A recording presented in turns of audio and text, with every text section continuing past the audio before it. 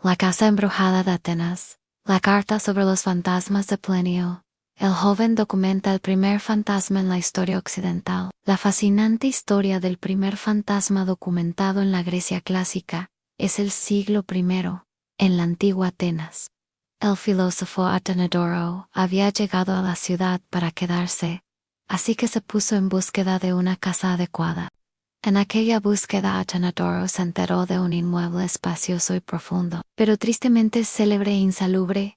Al frente un cartel anunciaba su venta, y el precio era sospechosamente bajo. Así que decidió investigar, y fue como se enteró por los rumores de los vecinos, que aquella era una casa maldita. Plinio el joven, abogado romano de renombre, era también un curioso de los fenómenos científicos, tal y como se lo había inculcado su tío Plinio el Viejo. Entre su lista de amigos se encontraba Lucio Licinio Sura, un político destacado que muchos consideraban erudito por su curiosidad científica.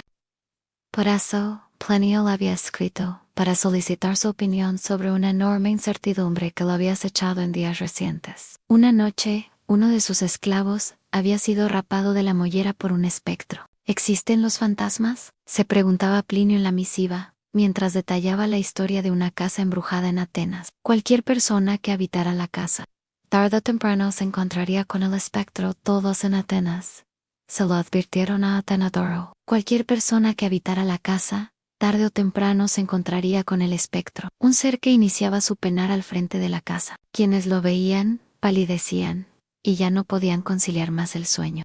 Plinio dice en sí, bien la imagen había desaparecido, quedaba su memoria impresa en los ojos. Las víctimas sufrían un insomnio insoportable, que llevaba rápidamente a la muerte de los inquilinos. Por eso, la casa estaba eternamente vacía, y en venta para los incautos. Atenodoro ignoró las advertencias, y compró la casa. Solicitó tablillas para trabajar al frente de la casa en sus escritos.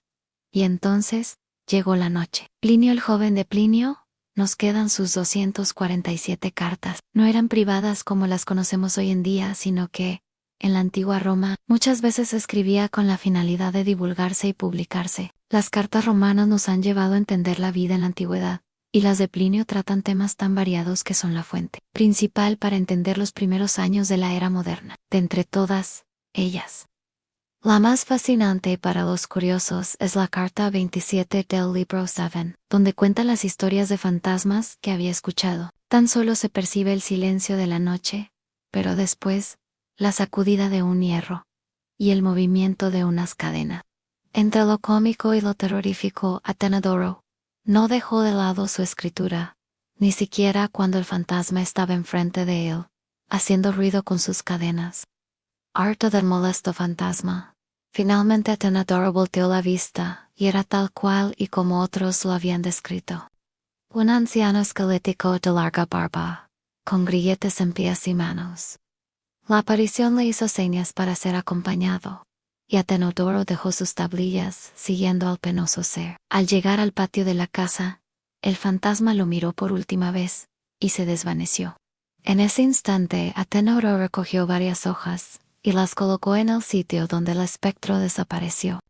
El filósofo estoico Atenodorus frente al fantasma.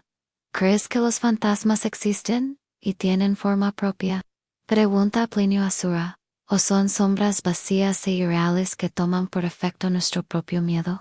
Si Sura respondió, no nos quedó el recuerdo de su respuesta. El enigma de la existencia de los fantasmas lleva más de 2000 años en el viento, y mientras se sigue indagando sobre la veracidad de pruebas en vídeos, fotografías y objetos, lo más suculento de este misterio son quizá las historias. Plinio concluye la anécdota de Atenas. Al día siguiente, Atenodoro acude a los magistrados y les aconseja que ordenen cavar en aquel sitio. Se encuentran huesos insertos en cadenas y enredados, que el cuerpo, putrefacto por efecto del tiempo y de la tierra, había dejado desnudos y descarnados junto a sus grilletes.